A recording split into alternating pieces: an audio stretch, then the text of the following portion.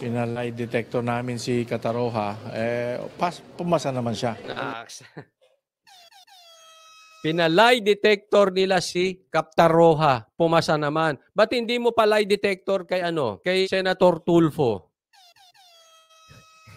Biglang nagkaroon ng lie detector. Biglang pasado no? O, anong naitutulad nyo rito? Ako naitutulad ko to kung alam nyo kung saan. Doon sa drug test ni Marcos nyo. Yung tipong pinag-uusapan lang merong pagbibintang, merong anomalya, merong usapan about sa drug test. O, tapos nagpa-drug test yung iba, siya walang kaimik-imik, kinabukasan may resulta na. St. Luke's. Hindi ko po sinasabing hindi po reliable ang drug testing sa St. Luke's. Ang punto lang dito, biglaan. Hindi wala man lang pasabi. May iwasan. Maaalis ba natin sa isipan ng tao na drama, kakuntsaba, peke? Hindi ko sinasabing gano'n. Pero maaalis nyo ba sa isip ng tao yon? Hindi. Bakit? Nung panahon na yon, nagsabi sila Isko, sila Lacson, sila Tito Soto, si Manny Pacquiao, sila ay magpapadrug test. At may media pa. Nagpunta sa drug testing. Nagpa-drug test kasama media. Ito biglang sumulpot na lang. May result na. Alam ko po yan tungkol sa drug test na yan. Kaninong idea yan? Alam ko po ang kwento niyan. St. Luke's. Sa tamang panahon. Alright, no? Ganyan na rin to. Napaka-imposible ng sagot. Yung sagot nga lang niya sa Senate, paiba-iba nitong si Kataroha. Walang consistency ang mga sagot niya. Bigla-bigla na lang, pasado sa lie detector test. Wow, katapang.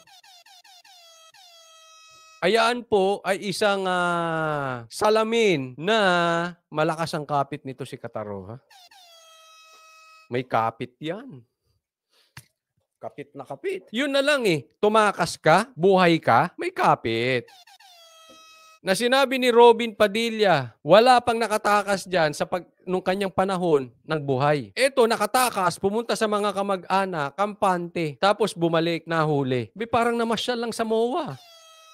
Saka namasyal sa BGC, tapos na ipasa yung lie detector test, hindi nga makasagot ng tama at diretso kay Senator Tolentino, pasado sa lie detector test.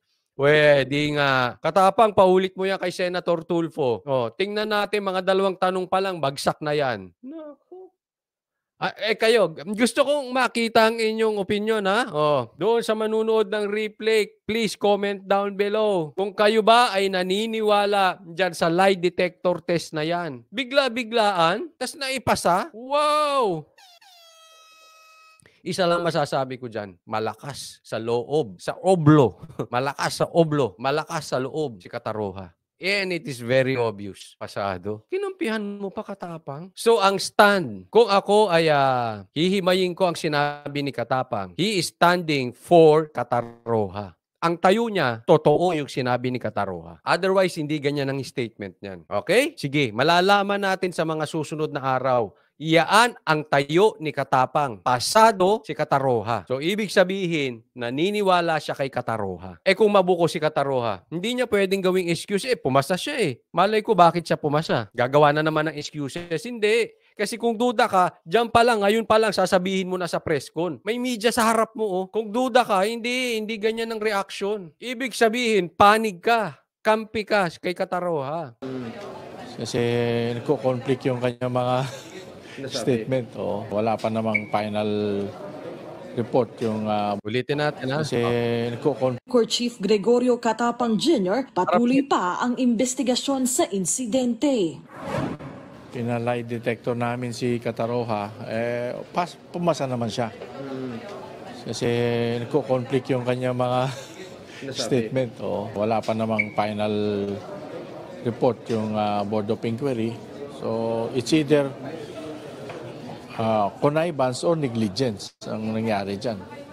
So, ang sabi niya, it's either connivance or negligence. Sa madaling salita, sa Tagalog, dalawa lang yan. May kuntsabahan at merong kapabayaan. Dalawa lang yan. So, ibig sabihin niya, totoong tumakas si Kataroha. It's Either kakuntsaba niya yung mga security or may kapabayaan yung security. But the bottom line, totoong tumakas. Kasi doon sa choices niya, sabi niya, narinig nyo naman, hindi ko kayo pinipake news. It's either. So, any of the two lang. Connivance or negligence. So, yan ang tayo ni Katapang. Huwag niyong kakalimutan. Kaya alam mo ba't ko pinaulit-ulit? Kasi alam ko, sa susunod na mga araw or susunod na linggo, pag nahuhuli na ito, si Kataroha sa kanyang pagsisinungaling, babawi na naman ang mga walang tayo. Babawiin na naman nila ang kanilang salita. Para alin? Dumistansya sa kapalpakan. Kayo palpak, kami tama. Kayo mahina, kami magaling. Ganyan ang style nila. Ito yung liderato na walang amin ng kanilang pagkakamali. Walang sense of responsibility. Walang hindi yung ako mali pag-a-assume ng responsibilidad. Tama o mali, basta ako tama. Yun po ang ibig sabihin ng ganyan. Malamang-lamang to, pag bagsak ni Kataroha, mag-iiba ng statement yan. Maganda ng pinaulit-ulit ko para tumatak po sa inyo. Yan po ang tayo nila. Naniniwala sila, tumakas si Kataroha. Yun po, antayin natin. Antayin natin ang napakagandang investigasyon ni Senator Tolentino. Yari ito. Mahuhuli katotohanan nito. Dadaan pa dyan kila Abante, kila Acop, kila Tulpo, kila Dan Fernandez, dyan pa kila Busita. Naku, yari na to. Tupi kayo. Sige. Humarap sina Remulla at Katapang sa Kamara ngayong araw para sa deliberasyon ng panukalang pondo ng DOJ para sa susunod na taon. Kumpara sa budget noong 2023, mas malaki ang hinihingi nilang pondo. Sa gitna ng kapalpakan, sa gitna ng bulilyaso, humihingi pa ng dagdag na budget. Wow! Ang galing talaga. Ha? Ang galing. Isipin nyo may nagbarilan dyan. May nakatakas. Tapos hihingi ka ng dagdag budget. Ano ba namang meron ang Pilipinas na delikadesa? Coach Oli, bakit? Maliban na dagdagan ng budget ng mga preso? Hindi. Ako sa palagay ko dapat dagdagan. Ako naniniwala ako doon, dagdagan. Kaya lang sa mga nangyayari ngayon, dapat muna ayusin ang pamamalakad bago humingi ng budget. Kasi alam nyo, halimbawa, yung 28 million na yan, ay billion ha, yung 28 billion noong 2023, kahit gawin pa ng pamahalaang 200 billion sa 2024, kapag palpak ang pamahalaan, yung dagdag budget na yon ay hindi rin makakarating sa sikmura ng mga PDL. Hindi po tayo nagbibintang, okay? Hindi ko sinasabing mga commissioner kayo, kukurakutin nyo yan, chachap-chapin nyo yung budget, yung iba dyan kukuhanin ninyo.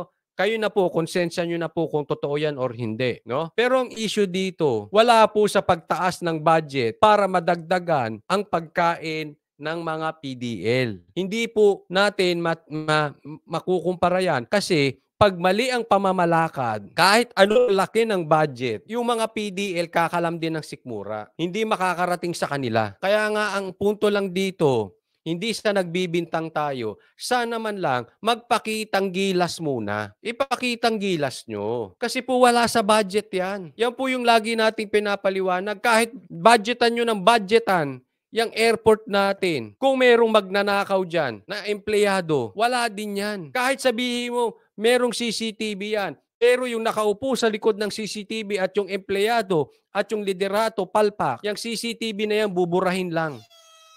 So anong bottom line yan? Nasa liderato. Ito hindi ko po nilalahat ha. Mapapansin nyo, bakit minsan pagka-public, halimbawa public hospital, public school, hindi ko naman nilalahat. Pero pag kinumpare natin sa private hospital, private schools, iba ang serbisyo. Kahit mataas ang budget. Bakit? Nasa pamamalakad. Pag palpa ka nagpapamalakad, kahit anong budget ay ilagay mo dyan, gaganda lang yung building. Pero yung sistema sa loob, cancer pa rin. Andyan pa rin yung magpapatakas para may matrabaho sa labas. Andyan pa rin yung tilapia system, kubol system. Wala din. Sana magpakitang gilas muna. Wag naman puro issue, budget. And we are talking here about billions of pesos. Oh, grabe. Ito para sa 2024 na nagkakahalaga ng higit 34 billion pesos. Natalakay din sa pagdinig ang issue ukol sa kapakanan ng mga person deprived of liberty sa bansa. Kampanya kontra iligal na droga ng gobyerno, kontrobersya sa West Philippine Sea at patuloy na modernisasyon sa DOJ.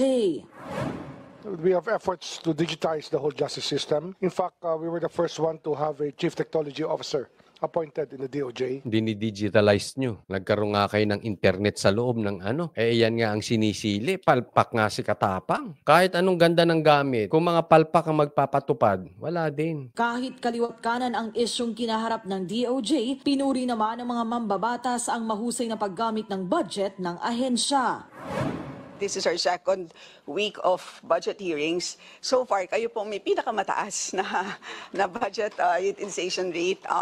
This is all the more noteworthy because, as you know, second quarter of 2023, government spending contracted by 7%. So all the more we need to commend the DOJ. So sir, keep it up. Yun. Pinuri pa sila Pinuri pa sila Boying, yung DOJ.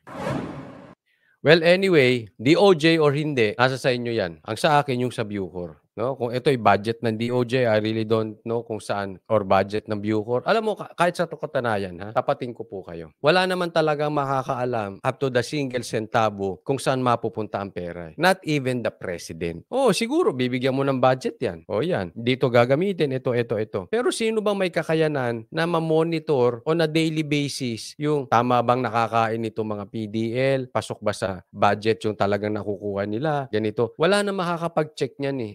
Walang tao sigurong kayang gawin yun araw-araw. Kaya nga sinasabi ko, in a sense, papasok din dito yung honesty. Kaya nga maraming isyung sa Pilipinas na corruption. Sa totoo, hindi umaangat ang Pilipinas because of corruption. Hindi lang naman ngayong gobyerno na ito. Yan ay talagang isa pang cancer ng bansa natin, yung corruption. Kasi wala naman talaga makakamonitor niyan eh. Kaya nga ang nakita natin dito is dapat ayusin muna. Bago dagdag budget, ayusin muna yung sistema. Kasi kung naayos na yung sistema, yung budget makakatulong. Pero kung hindi ayos ang sistema, yung budget makakatulong lang doon sa personal na pupuntahan ng pera sa corruption. Hindi magagamit ng tama. Wala ding kwenta. Puro panglabas ang naayos natin. Wala din. Eto, pinuri pa siya. But anyway, that's life in the Philippines. Kita naman natin, siguro hindi kaila sa inyo, hindi ko kailangan magbanggit ng pangalan. Alam na alam ninyo sino yung mahirap tibagin. Alam ninyo kung sino yung malakas.